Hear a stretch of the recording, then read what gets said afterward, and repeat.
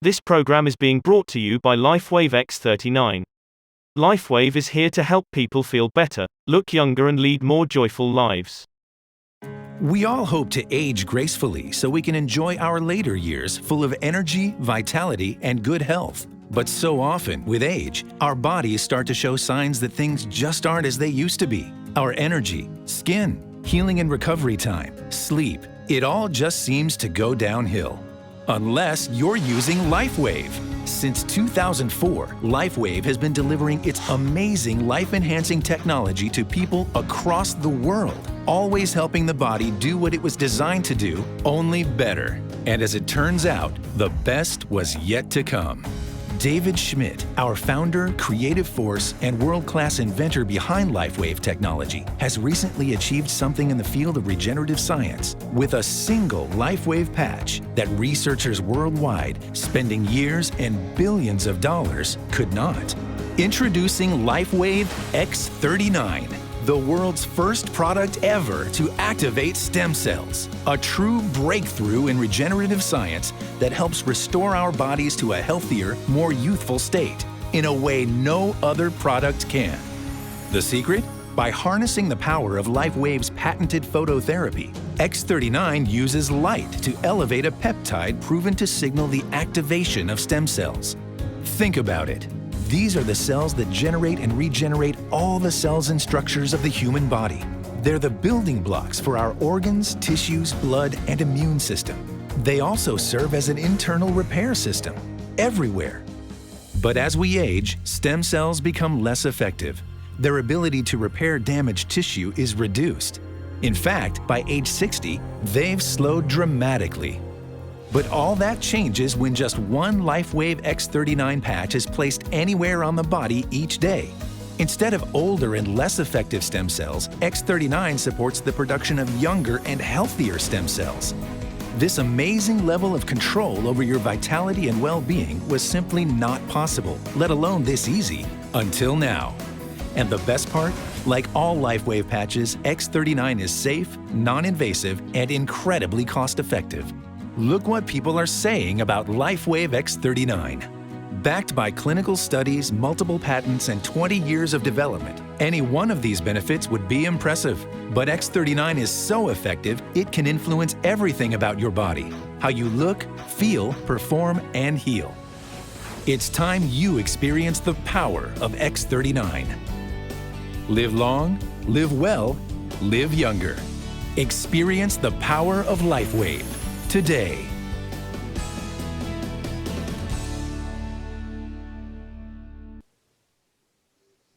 Good evening mga kamamo at mga kaganap. Tonight we are already on our 23rd episode. Palakpakan naman tayo dyan. Thank you for all the viewers who are loyally and faithfully viewing and supporting Dear Mamou V. Thank you, Lord. Ayan, maraming salamat. Kung wala kayo, walang Dear Mamou V on Ganap TV. So, eto na naman tayo. What's up tonight? But before I say and I'll give you our beautiful guest, I'll just remind you, ayan, bakit nandito ang Dear Mamou V? Dear Mamou V exists because of the viewers like you in order to inspire, give hope, and lift up your faith and your love for one another. Ayan, kaya nandito si Dear Mamou V. And tonight, ang pag-uusapan natin is about an empowered woman. Tonight, our guest will be talking about her journey, her challenges, her triumph, how she overcame all of those at a very young age dahil bata pa po siya. Hindi siya katulad ni Mamou V na senior moment minsan-minsan because senior na si Mamou V. Of course, I'm a proud senior, di ba? And huwag kayo mag-alala, lahat kayo dadating sa pagka-senior. Haha. Di ba? Pinapatawa ko lang kayo. So, last episode, it was a very enriching sharing with an informative sharing from LifeWave team about pain and how you gain with your pain. So I just want to share with you, because of that show, ang daming mga nag-call in, maraming nagtanong, at actually as late as last night, meron pa akong nakuhang nagmamadali siyang umorder dahil because of her pain. So that's just a brief of how our episode last week was. So this episode tonight is going to be another interesting one, and may inspire kayo lalo kasi napakaganda ng ating guest. So ayoko na magpaligoy-ligoy pa. So Direct Bench, pakilala na natin. Our guest for today is a news anchor, TV host and documentarist at UNTV Public Service Channel, 2020 Women of the Future finalist, advocate for the rights of persons with disabilities, children with rare diseases and violence against women and children. Former Be Responsible ambassador. Please welcome on the show, Miss Angela Lagunzad.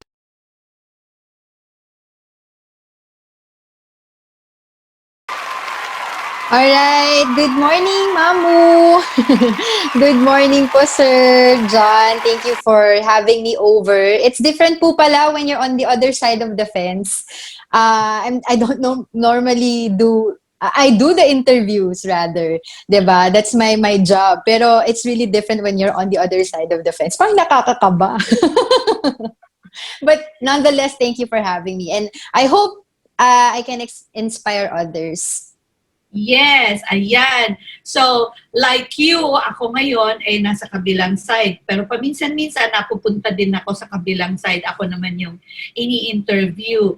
And I'm sure marami akong matututunan din sa'yo as an interviewer, Angela. And okay, so you have been in the broadcast journalism for how many years? Ano ang nauna? Broadcast o yung documentary? Okay. Mamu, ano po siguro mga, if my memory served me right, mga 9 years na. 8 to 9, tama, 9 years po, ganyan.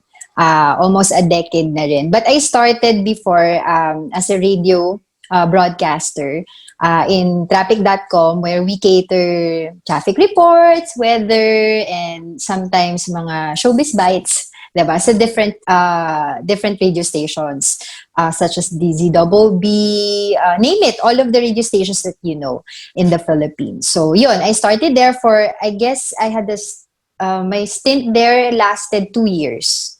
And then I went to UNTV, which is now I'm still a part of.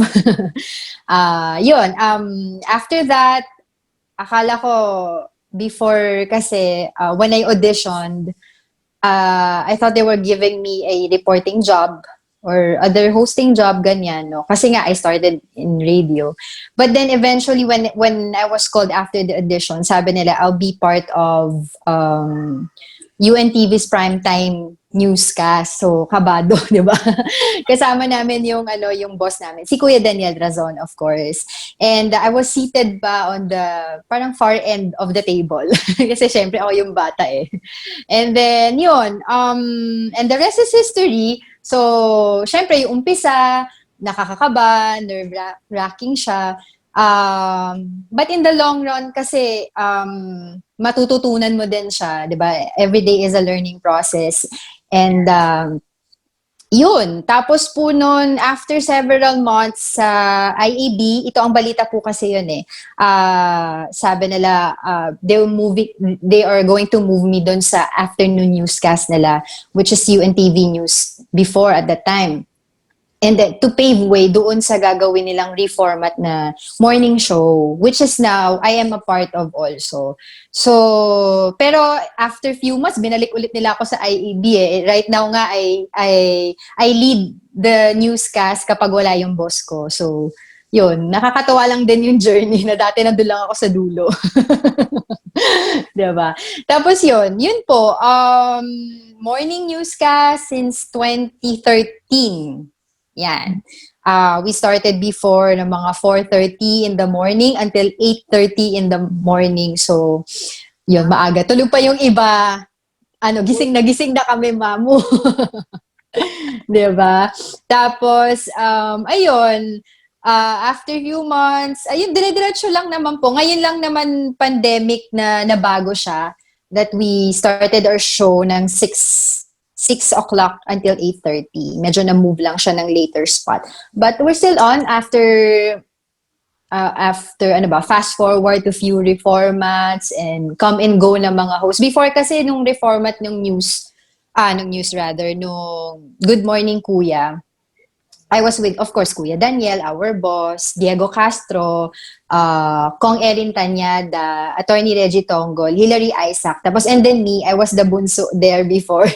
Tapos fast forward, after a few reformats and come and go na mga hosts, I am still part of that show, and which is I'm, grateful for the trust that UNTV has been giving me. Tapos after a few months, mga 2017, they offered me to do a documentary program which is called Historia. Historia is about, favorite ko tong program ko na to kasi this is where I can express my advocacies and what I really want to convey to my audience. No, Historia features the lives or inspirational lives of our Filipino people. Hence, yung aming tagline is documenting the Filipino people's Historia. So mostly yung mga na-feature ko doon, talagang inspirational. Like for example, yung mga PWD, mga persons with disabilities, I always convey it, or my advocacy is that we see the person, not the disability. So we focus on their strengths, no, on their talents, on the skills, the skills that they can offer to the society. Like for example, may mga cerebral palsy sila, etc. But they're part of Olympic team, yung mga para games, yung mga ganyan, no? And then we also have yung mga rags to riches na stories, or yung mga struggle pa rin, no? We also tackle kasi the issues here in our society, like hunger, malnutrition, diba?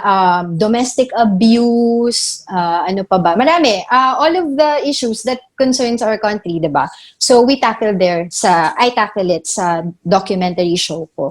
And I am really grateful that until now that I'm still part of that show, that UNTV, Kuya Daniel, most specifically, has given me the authority kasi I produced it, I write it. Then I have some team on my side, one PA, and of course yung director namin and editor. But yun, that's it. I guess that's my journey now, and I'm just really happy and very grateful that our documentary program has been receiving a lot of, achievements. Kasi sa Save the Children Media Awards, kasama kami sa mga nominations ng mga best documentary stories, yung mga ganun. So, I'm just really happy kasi it validates yung message that you want to convey to your audience. Diba? And then they appreciate it, and they get inspiration. They draw strength from those stories. So I'm just really happy that I'm part of that story. So I'm juggling 3 shows in our network. Yeah, pero okay naman siya. Sabi nga nila, priorities lang and being able to schedule your time. Yun. Okay, you're juggling 3 shows, and do you ever go home? Like, do you stay home? Like, how long? What's the time spent on a 24-hour basis? How many hours do you stay in the studio, and how many hours do you spend at home?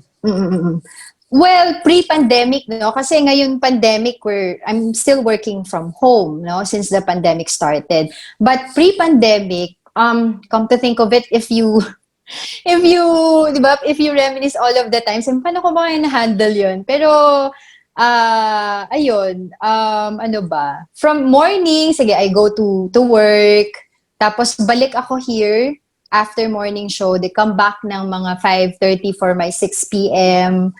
I don't know, hindi ko mabilang yung mga oras. Basta ganun yung pinaka-schedule ko. And then in between, syempre, I have to shoot my documentary. We go on locations, ganyan. If we have to go to out-of-town shoots, syempre, I have to take on leave dun sa mga ibang shows ko.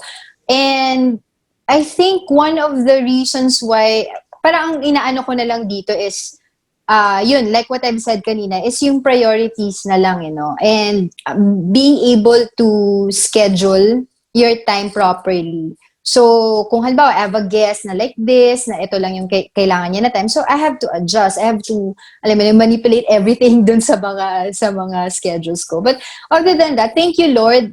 I'm well, with the help of my family, my friends, of course, and the team, diba?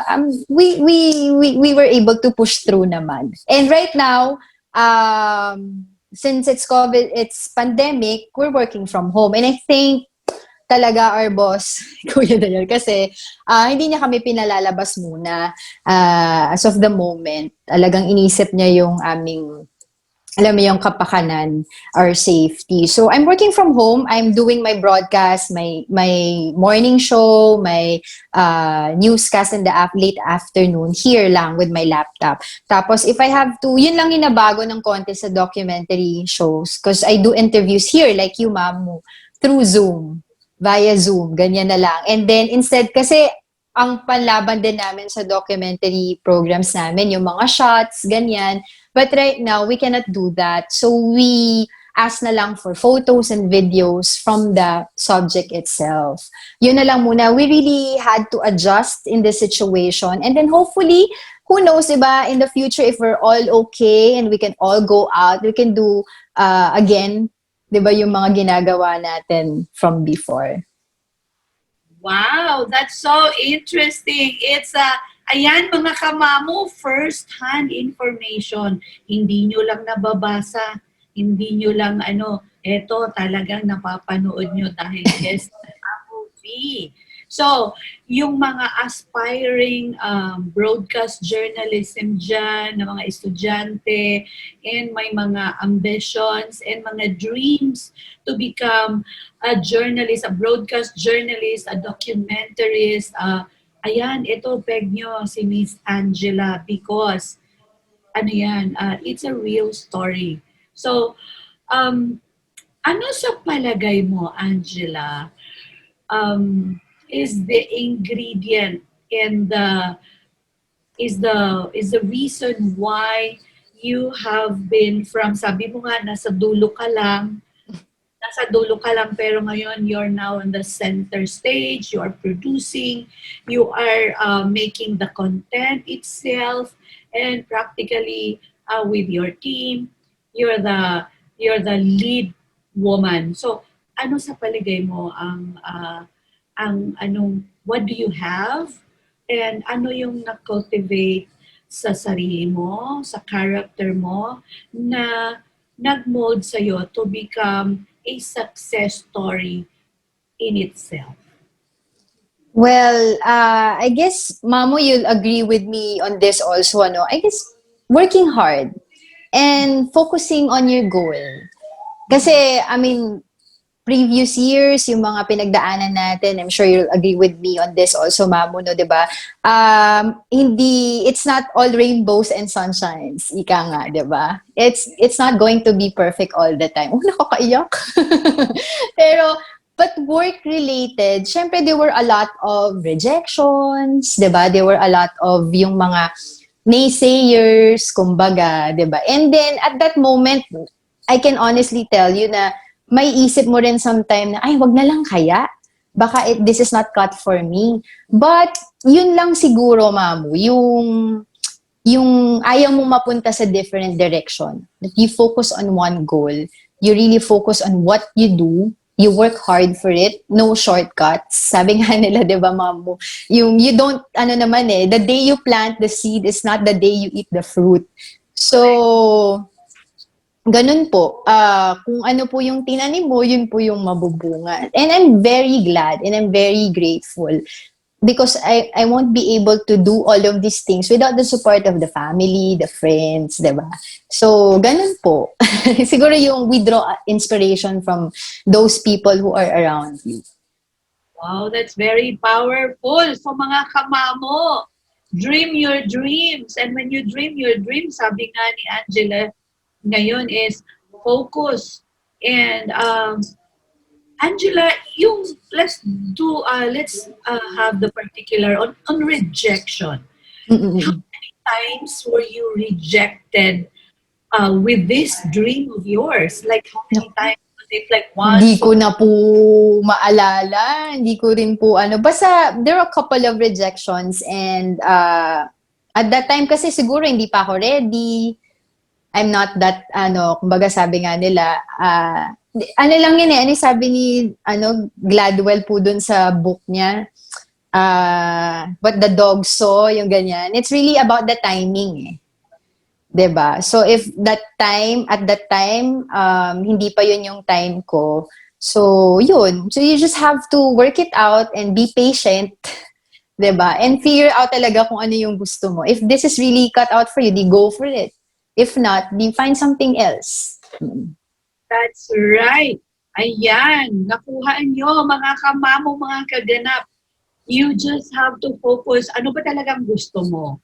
Talagang gusto mo, and kung yan talagang gusto mo, yan, mag-focus, magtiyaga, magpasensya, and those who are aspiring to become like Miss Angela here, o ano ba ang gagawin? After ng focusing, di kailangan din i-develop din yung talent.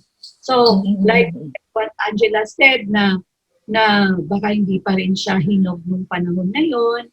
So, ayan, ganun naman talaga. There's always the stepping stone. You have to start from the bottom. Lahat ng tayo nagsisimula. Ang sabi nga nila, hindi ka dadating sa step number 10 kung hindi ka magsisimula sa half your step.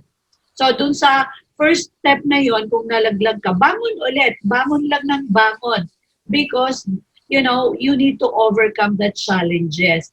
Ngayon, ang alam ko, Angela, like me, this is what I learned. When your heart is focused on that, and if that is the direction and the purpose that God has in store for you, yes, there will be challenges. Actually, mas doble ang challenges. Kasi, ano yan i-break through mo yan. You need to break. You need to break the wall so you can go through. And when you are trying to break the wall, syempre mahirap, di ba, Angela? Oo. Na there were many times in my younger years na I was asked to audition. So audition, nakakatuwa nga. I think in my 30s na, so hindi na ako kabataan nun. Nung nakita nila ako sa commercial, sasabihin nila, oh, you want to get into this. So nag-audition, pina-audition ako. Alam mo yung it was just starting yung mga selling online, like you have to sell, okay, yes, here's a car, you sell it. Yeah. In the camera. And at that time, walang talent si Mamou. I didn't know how to face the camera. Nag-commercial lang ako. Kakausapin mo lang yung sarili mo. Gaganyan-ganyan ka lang. Opo. For me to talk at that time, wala akong talent. So, akalain mo kung kailan nag-61 years old si Mamou, at saka naman ako napunta dito, naging host. So, you'll never know. Never know what life brings, di ba, Angela? That's right. I agree. At saka it's also parang the fruit of the success. Parang it's super sarap to embrace it when you know how hard you have worked hard for it, di ba? Okay, tama yun. Kahit tingnan mo naman, you're super glowing. And so how did you take all these successes? Were you, kumusta ang heart mo? Hindi ka ba naging proud? Kasi syempre, you can be proud. Kasi accomplishment mo ito eh. Kumusta naman ang heart mo? I'm not saying na kasi paminsan yung tao, akala nila kasi sikat ka na, naging mayabang ka na, hindi nila alam, super busy ka lang talaga. Oo. Hindi ka maabot, pero sa sobrang busy mo, parang hirap, like you said, you are juggling. So, ikaw, how did you... I guess, Mamou, parang never to think na you're there already. That you're already ripe. Kasi, like what I've mentioned earlier, every day is a learning process.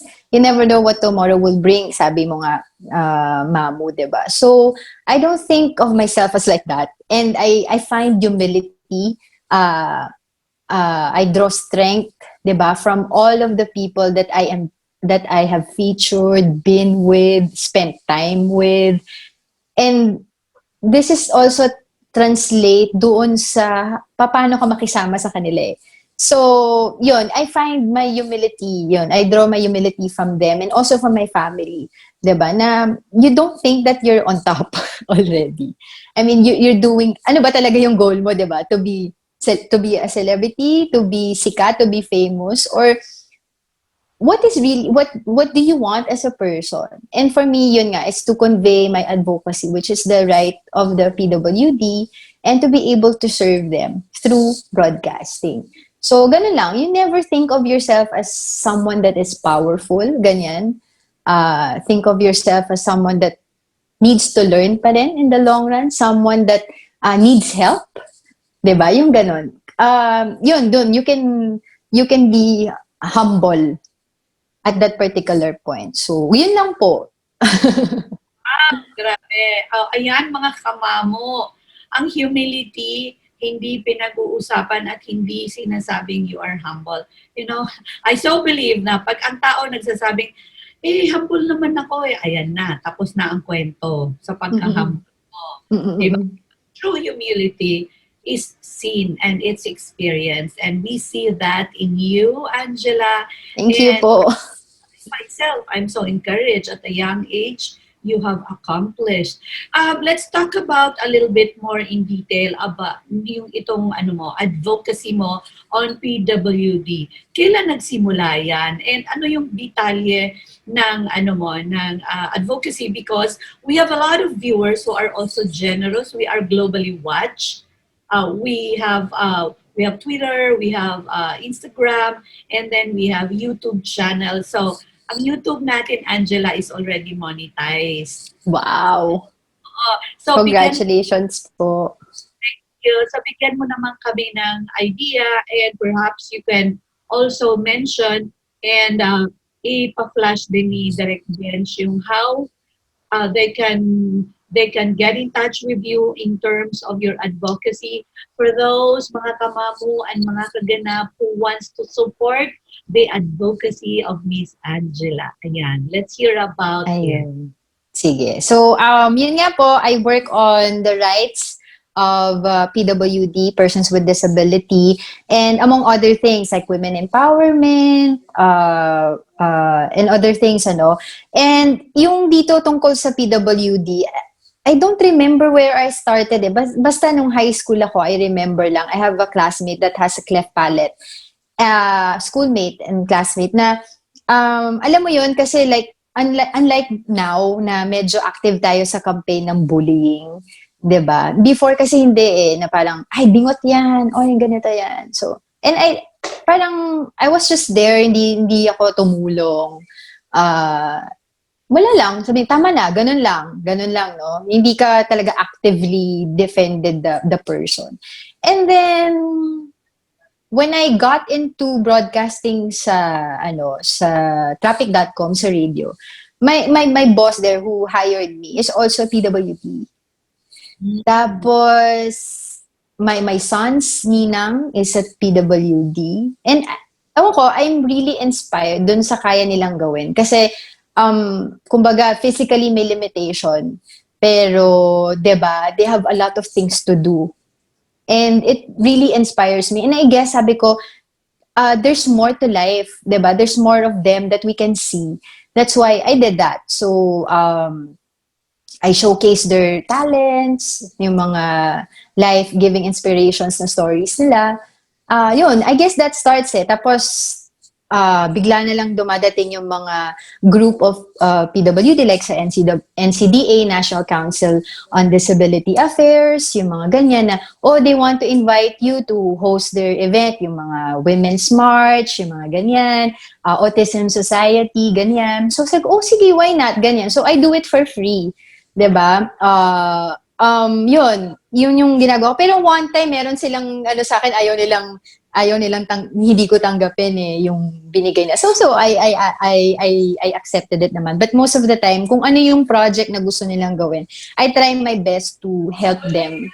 And in fact, nung nitong pandemic, Mamou, meron akong ginawang I'll send it to you the link kasi yun, proud ako talaga doon kasi talagang natutuwa ako sa kanila. Yung we did a mix of songs ng Heal the World ni Michael Jackson. Tapos yung mga kumanta, yung mga kids with disability, ni autism, may super ganda, sobrang heartwarming. Yun yung kanilang parang pinaka-gift sa mga frontliners. Oh, how sweet.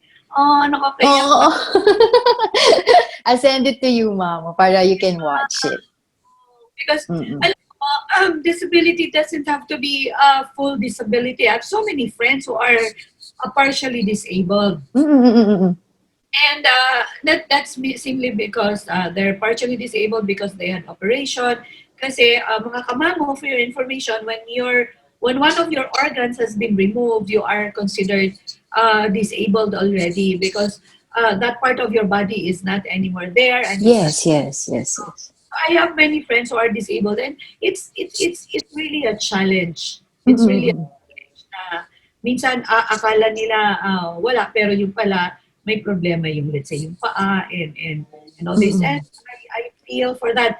And I hope siguro one time, Angela, Ganap TV, Dear Mamou would like to support you in this Yes, please. in a manner na we can, and maybe you can give us an opportunity, let us know when. So, ayan, we will rally with you in support your advocacy. We would be glad. Yes, that would be nice, Mamou. In fact, kasi meron kaming ginawa ngayon nung outside chapter, yung dating former executive director ng NCDA, si Ma'am Carmen Subiaga. Meron kaming recently launched project, yung Rise Act Unite for PWD. This is a campaign. We actually got many donations na from different parts of the world na para makatulong sa mga PWD, especially now in this pandemic, 'di ba? Kasi very deeply affected sila yung livelihood nila, tapos nagkabagyo pa, etc. So that's part of our lineup. And that's so nice of you if you want to help us. So thank you so much. That would be a great help. Kasi I know very well that we have a lot of viewers and supporters globally who can and who are willing to support this, because there's so many of my friends who are physically disabled because of so many reasons, and they have coped up with it, they overcame, and I am pretty sure they would like to support. Yes, that would be great po talaga. Thank you so much. So mga kamamo, just hold on there, because at this point in time, I am pretty sure, Angela, yung dalawang co-host ko, yung si John Guarnes and si Direct Bench, would like to ask you many questions. And alam mo naman, we are so very limited with time. So, John, please come in and join us. I was just at the backstage and I was just really listening to both of you. Angela is a beauty with a purpose, diba? Hindi lang siya maganda, maganda pa rin ang kanyang mga adikain sa buhay. Kaya, I'm so happy and proud. You grace our show ng Dear Mamou. So, hindi ko na patatagalin. I have so many controversial questions for you. Naku, huwag niyo pa ako pahirapan. Hindi pa tayo sanay sa ganyan. Yan ang role ko dito eh. Opo, naku po. Okay, so kinabahan ako bigla. Medyo ka na dyan. Angela, hindi mo ba napapansin? Mas daring sa'yo si Mamou. Caring niya po. Diba? Mas Nakaka-inggit. daring, diba? Samantalang ikaw naka-long sleeve, si Mamou bare na Kanina bare pa ako bare na bare ang shoulder. Ayan.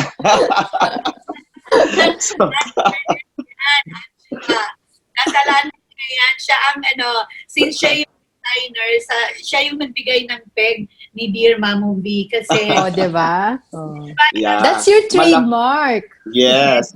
Malaking bagay ang branding, diba? Totoo, I agree. Image branding. So anyway, this is my first questions. Kasi ngayon, outpouring na ang digital program. So, what can you say about it? And I think the program now are very competitive because of the new normal. And at the same time, digital program is really, you know, maano na siyang maariba sa ere, diba? So what can you say about this? I guess there are always good and bad in everything eh. 'Di ba? Good because everybody now can access information. Bad because you have some are spreading fake news. So yun yung ating pinaka goal ngayon, that we have information at the tip of our fingers, and you have to be responsible. So if you have a platform, like for example, yung mga influencers natin, you have a big platform, people are listening to you, people get inspiration from you, 'di ba? So you use your platform in a good way, 'di ba? Bigyan mo sila ng inspiration, bigyan mo sila ng mga dapat gawin ngayong pandemic, hindi yung mga nakikita natin before na nagpa-party, tapos ano pa ba, ano ba yun, nagnanakaw ng condiments sa restaurant, yung mga ganyan. So, kasi this is so much power that we have right now, this modern technology, diba? This is so much power that we have. Sabi nga ni Spider-Man, ano ba yung sabi ni Spider-Man, ni Uncle Ben, with great power comes great responsibility. Yeah. So yun, so we just have to be responsible in the things that being offered to us. So if you have a big platform, you use it in a good way. Diba, wag mong sayangin yung platform mo, people are listening to you or watching you.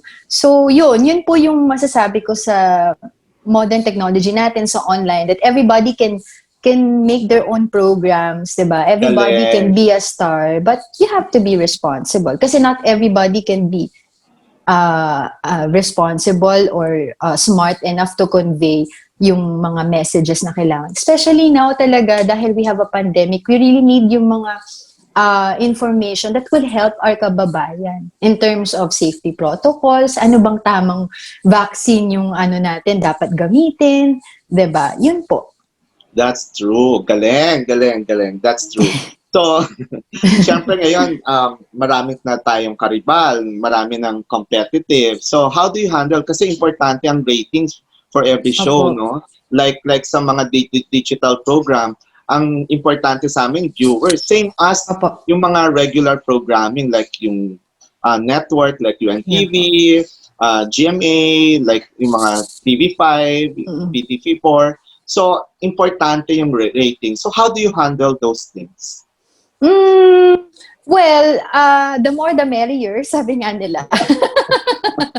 Diba? And hindi naman yun din sa dami, nasa quality din ng ginagawa mo, diba? So, if you feel that you are conveying yung message correctly, then you're on the right path. So, yun po. Kanya-kanya namang gimmick yan etc. At as long as you are sincere with what you are doing, dun po tayo sa tama. Yeah. Diba? So, tama yan.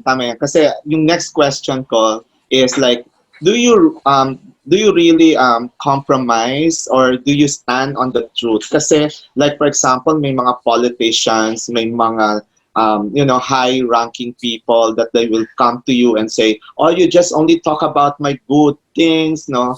And then I'll pay you like that." Sa totoo lang naman, hindi naman totoo yun, diba? So how do you handle those things? Kasi sa totoo lang, ang hirap maging journalist. Mahirap kasi po. na, you don't know where you side. Are you gonna side with the truth or just compromise because malaking halaga, kailangan din natin ng pera, totoo, diba? Totoo. So, number one, Sir John, syempre bawal po sa atin yan, ethics. Bawal po yan. And of course, syempre, I believe in saying, ano ba yung sinabi nila na, and I always think about it, na I'm not, being truthful is not, being neutral is different from being truthful. Diba? You can be neutral, pero iba yung, alam mo, pero kung truthful ka, alam mo, pinaglalaban mo kung ano yung tama sa sarili mo. So, in that way, you are guided by that principle and everything else will follow. Kasi kung masisilaw ka naman po sa pera, ewan ko lang. Ibang usapan na yun eh, di ba? And for the politicians na mga nambabraso dyan, God bless you po. Di ba? God Ang bless you po. galing. Ay nako. At ito pang susunod ko, may plano ka bang tumakbo sa politics? Kasi, napaka mo, you stand with your principles, and I think we need people like you in the politics who really very principled person, who are really stand on the truth. Sabi nga nila, you never know what tomorrow will bring. 'Di ba? That's why I don't know yet. Hindi ko pa po alam. Ang hirap po magsalita ng tapos. Ang hirap din naman po magsalita ng 'di ba, ng hindi ka rin sure, etc. But whatever tomorrow will bring to me, kung ano po yung signs na maibibigay sa akin. But for now, medyo takot po ako. I can, to be honest, nung high school ako, syempre, active tayo sa mga student council, ganyan. Tapos, there was a time pa that we were part of a student election sa city hall namin. I was the councilor there, ganyan.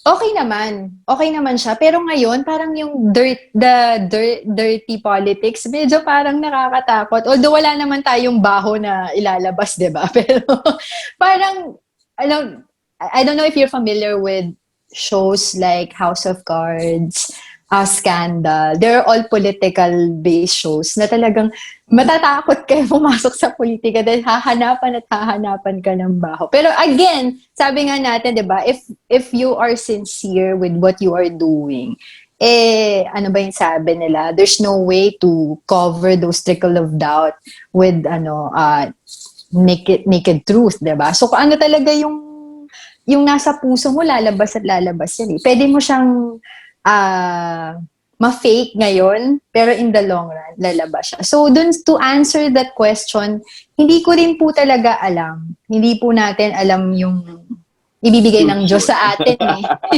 Hindi natin alam kung para saan tayo, di ba, sa mundo na to. So, hindi po natin alam ibibigay ng Diyos. Kung whatever it is, kung kaya, kung hindi, okay lang din po. Wala naman tayo. Basta ang focus po natin is yung broadcast journalism ko, yun po talaga yung aking pangarap noon pa eh. And I'm sure if you run, I'm gonna vote for you right away.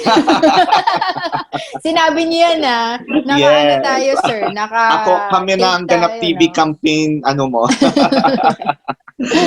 channel. Okay, so may isa pa akong question. Ito na yung controversial question ko. Naku po.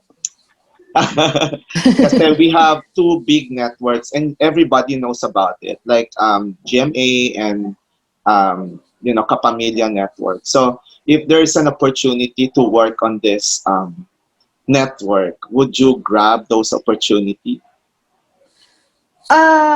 Naku, meron akong personal dyan. Meron kasing akong kausap one time sa isang station. Hindi ko na lang sasabihin. Pero hindi rin kami nagkasundo sa Pero they're all nice and everything. I don't know it. Yun pa rin ako. Revert tayo dun sa standard question, the statement ko na hindi mo alam kung ano yung future mo, di ba, in the tomorrow. So, we never know. Ngayon po, masaya po ako at very grateful sa aking network sa UNTV dahil they have entrusted me with so much responsibility. And I am grateful for that. And as for ABS-CBN naman, it's been part of the family kasi my father outlaw talaga kasi hindi pa kami kasal. The late Angelo Castro, he's part of that show, of that network, diba? So, parang in the last years of his life, talagang lagi naman kami nandoon and etc. So, kung family pag-uusapan, wala namang doon. But yun nga po, I don't know, hindi ko rin po alam, basta happy po ako dito sa UNTV dahil sobra-sobra po yung binibigay nilang tiwala sa akin. And as long as meron po akong control na nagagawa ko po yung gusto kong gawin, I'm thankful for that. Huwag na lang tayo humalo sa nila. Ang galing. I'm really happy for Angela Mamou kasi nakikita ko how she answers. She answered all di ba, with the heart. And yung passion niya talaga is to serve and to work, do the kung ano yung binigay sa kanya ni Lord. Kasi importante yun eh, na ibigay mo kung ano yung binigay. Hindi yung, it doesn't matter if it's money or you work in a network that is big. Importante, you stand to your principle, you stand, yung Opo. dignity mo, 'di ba, is very important. Yan. Opo. Thank you po. So, ngayon, isa na lang, pwede pang makahirit, Mamo, Sige. bago.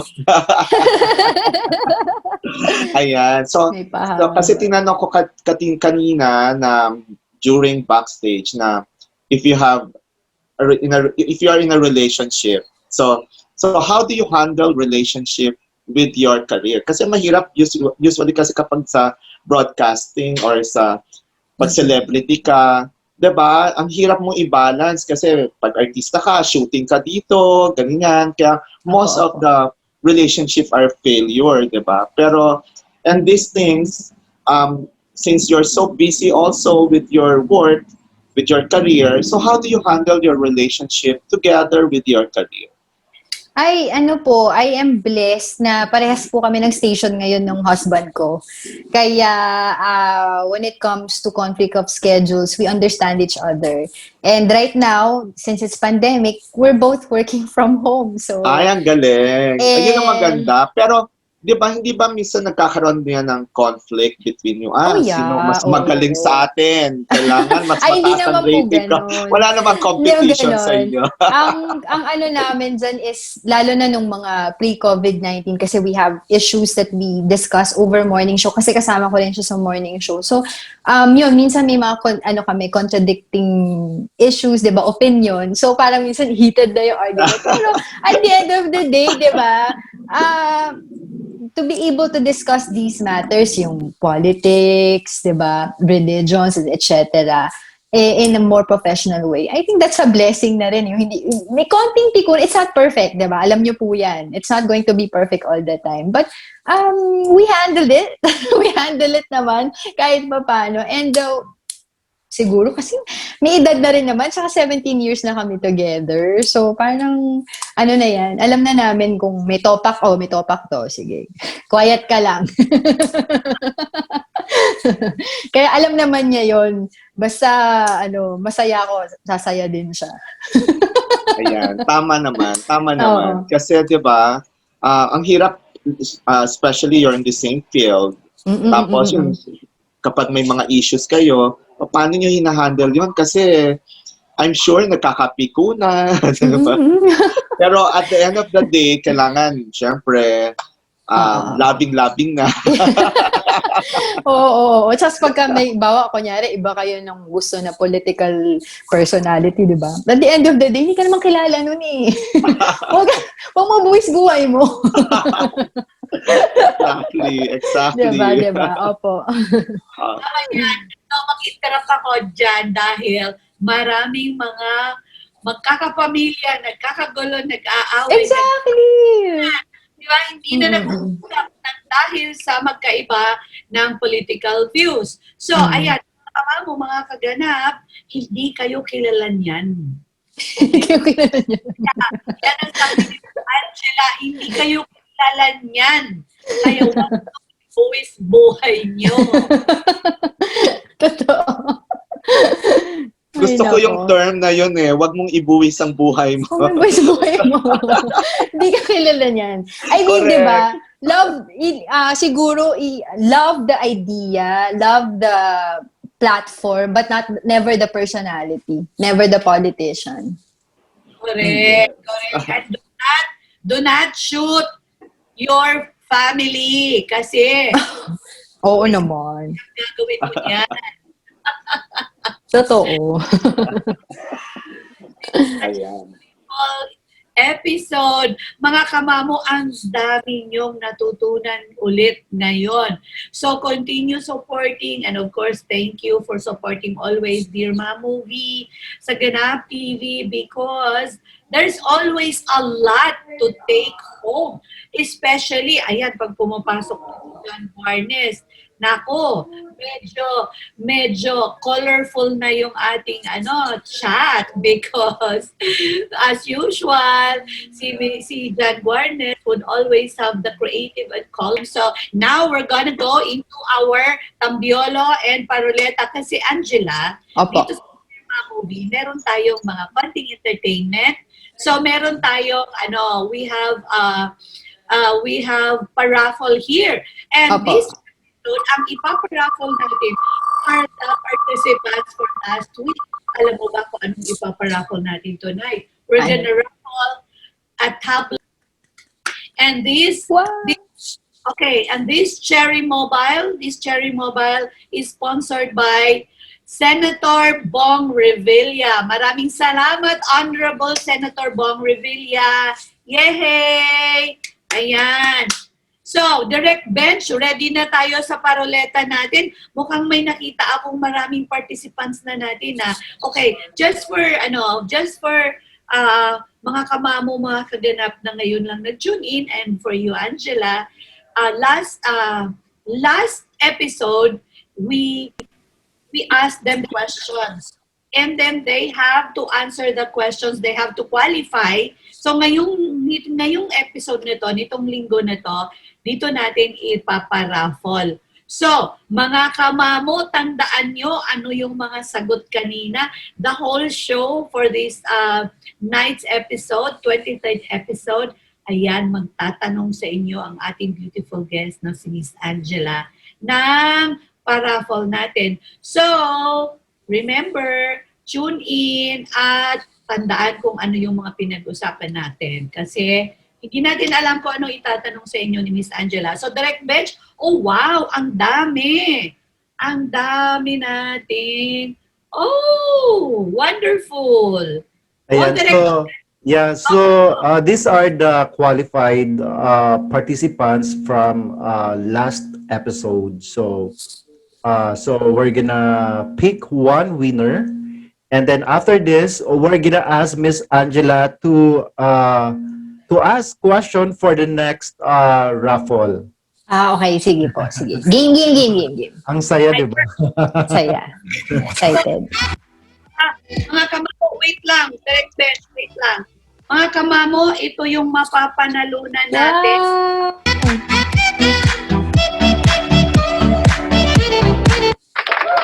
Ayan, syempre.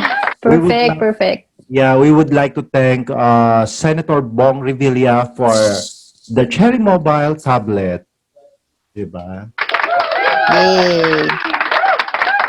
So mga kamamo, meron pa tayong 3 pang tablet. Wow, ang dami pa. Sana manalo. Pwede pa kami mag-join. Sakto yan, Mamou. Oo, kasi Ang daming may kailangan yan. Oo, si Senator Bong Revilla supported us with this dahil nga maraming mga estudyanteng walang mga gadget na ganito. So ayan mga kamamo, pasalamatan natin si Honorable Senator Bong Revilla for sponsoring this Cherry Mobile tablet. Ayan. Okay.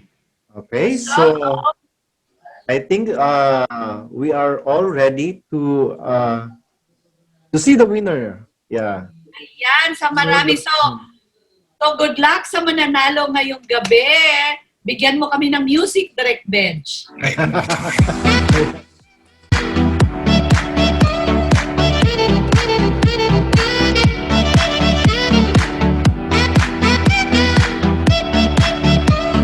So ayan, shuffle natin para, di ba, makita nila mismo na, Ayan. Ayan, makita nyo mga pangalan ninyo, mga kamamo, exciting, ang dami nyo. Ayan, so ito yung mga nag-participate last time and sobrang dami talaga. And actually, nag-stop tayo sa pag-pick ng mga qualified participants right after the show. Ayan. Ayan. Marami pa akong kakilala dyan. So let's do the raffle. Okay.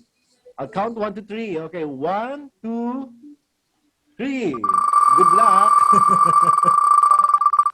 And the winner is And the winner is Miss Eva. Eva. Yay! Ayan ha, Congrats! kitang-kita yung panalo. Ayan, congratulations, Wow! Eva Ramos. I think I remember her because last week, napakadami niyang mga comments. So, Comments. Miss Eva Ramos is one of the distributor ng LifeWave patches. Congratulations! Yay! Congrats! Yay! So, ayan, mga kamamo, very exciting. Yes! So, panahon na para magtanong na ulit tayo for the paraffle natin. So, Miss Angela, siguro Apo. yung tatanong mo yung ano yung nasa heart mo ngayon. Para sa participants natin, okay, again mga kamamo, for you to be able to participate, you have to like and follow Dear Mamou on Ganap TV. So, Ganap TV, you have to follow and then comment and then hashtag Dear Mamou, your answer to the question ni Miss Angela. And you will qualify. Very important pala, for you to qualify, you need to share right away this episode. So, pag nagtanong si Miss Angela, nakapag-like and follow na kayo sa Ganap TV online, correct? Hashtag Dear Mamou, and then the minute you answer, you put your answer, you have to share. Kailangan mag-share. Or even in the first portion of the show, share si Dear Mamou for you to qualify. Ayan. Malinaw ba? Ayan. Opo. Okay. Ayun. So, Miss Angela, please. Sige. Kailangan ba mahirap or sakto lang? Hindi ko kaya yung level ng questioning ni Sir Johnny. Ano ba? Ano kaya What is the advocacy that is close to my heart? Ayun na lang. Mamou, what is the advocacy close to the heart of our beautiful guest, Miss Angela, this evening? Ayan. Ano nga ba? Ayan. Okay. Mamou, hashtag Dear Mamou, type the sagot. And you need to share. You need to share for you to be able to participate. Kasi magre-reflect yan that you are a sharer. Ayan. So, Angela, we just want to ask your message to our viewers. Ano po ba? Keep safe. Now that we are in pandemic, please adhere to safety protocols that our government is implementing as of the moment. And hang in there. Malalampasan din natin to. Yes, that is so true. Ayun, nagpapasalamat ako kay Angela for gracing their show of Mamou. And, ang dami kong, nakita at napatotohanan na hindi lahat ng broadcaster, nabibili ng pera. Hindi po lahat. Diba? Hindi importante talaga, the truth will set us free. Diba? All you have to do is tell the truth and the truth will set us free. That's very important. That's the key to success. I think you just have to be transparent in everything that you do para mas lalong maging maganda ang ating bayan. Ayan. Miss Angela, kailangan namin ang katulad mo. Ano na sa politics, so let us know how we can support you. Yeah, let's all help each other. We need each other. Diba? Ano yung sabi nila, Mamou? Ano yun? Alone, we can do a little, but together, we can do so much. Yes, that is so true. In fact, bumabalik na ulit ang ating salitang bayanihan. Yes, that's right. I agree. Together, marami tayong ma-accomplish.